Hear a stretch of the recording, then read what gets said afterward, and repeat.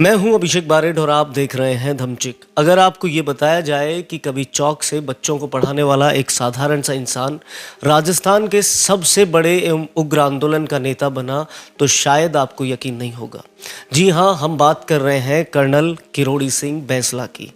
बैंसला ने अपने जीवन की शुरुआत एक साधारण अध्यापक के रूप में की और अपने पिता के नक्शे कदम पर चलते हुए सेना में एक सिपाही के रूप में वो शामिल हुए। जमीन पर गिरने वाले बीज को भी ये पता नहीं होता है कि अगर उसे पानी और उपजाऊ मिट्टी मिले तो वो भी एक विशाल दरख्त बन सकता है। शायद ऐसा ही किरोड़ी सिंह बैंसला के सेना में जाने के बाद हुआ। 1962 और 1965 के युद्ध में दुश्मनों का मुकाबला करने वाले बैंसला को उनके अधिकारियों ने रॉक ऑफ जिब्राल्टर का नाम दिया। वहीं उनके साथी उन्हें रैम्बो कहकर पुकारते थे। राजपूत रेजिमेंट की 3री पलटन में एक मामूली से सिपाही के रूप में सेना में शामिल होने वाले बैंसला एक लेफ्टिनेंट कर्नल के रूप में सेना से सेवानिवृत्त हुए। अपने गांव मुंडिया की एक औरत के ताने ने कर्नल बैंसला की जिंदगी ही बदल दी। औरत ने ताना दिया था कि कर्नल ने जो किया है वो अपने लिए किया है, हम गुजरों के लिए क्या किया है। यहीं से कर्नल बैंसला ने प्रभावित होकर सोचा कि कैसे अपने समाज को आगे लाया जाए और किताबों के शौकीन बैंसला ने आरक्षण के लिए जनसभाएं शुरू की। शुरू में तो बैंसला को किसी ने नहीं सुना, लेकिन बाद में उन्हीं लोगों को उन पर यकीन होने लगा। बैंसला ने अपने मजबूत इरादे से आरक्षण के लिए अपने लोगों को जागृत करना शुरू किया।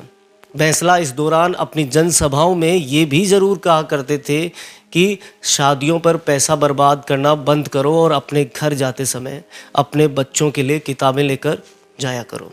इस दौरान बैंसला ने करीबन 250 से ज़्यादा छोटी मोटी नुक्कड़ सभाएं की और अपने पिछड़े समाज को एकजुट करना शुरू किया। फिर क्या था, कभी अपने देश के लिए लड़ने वाला फौजी 3 सितंबर 2006 को रेल की पटरी पर आकर बैठ गया। देखते ही देखते ये साधारण सा दिखने वाला नौजवान गुर्जर आंदोलन का नेता बना और ये आंदोलन राजस्थान का सबसे उग्र आंदोलन हो गया। जहां एक और बैंसला ने शिक्षा का प्रसार और अलग जगाई, वहीं दूसरी ओर उसी बैंसला को गुर्जरों के उग्र आंदोलन का जिम्मेदार भी माना गया। बैंसला पटरियों पर आंदोलन के लिए बैठते हुए हमेशा ये कहा करते थे कि या तो सरकारी कागज़ या फिर गोली ही उनको इन पटरियों से उठा सकती है। दूसरी ओर इस आंदोलन के फलस्वरूप राजस्थान सरकार ने स्पेशल बैकवर्ड कास्ट श्रेणी बनाई, जिसमें गुर्जर के साथ अन्य जातियों को भी सम्मिलित किया गया। बैंसला के आंदोलन के फलस्वरूप ही देवनारायण योजना की शुरुआत की गई, जिसमें बंजारा, गाड़िया लोहार, लबाना गडरिया, गुज्जर, राइका, रेबारी जातियों को भी शामिल किया गया। इससे 7,87,060 विद्यार्थियों को फ़ायदा मिला।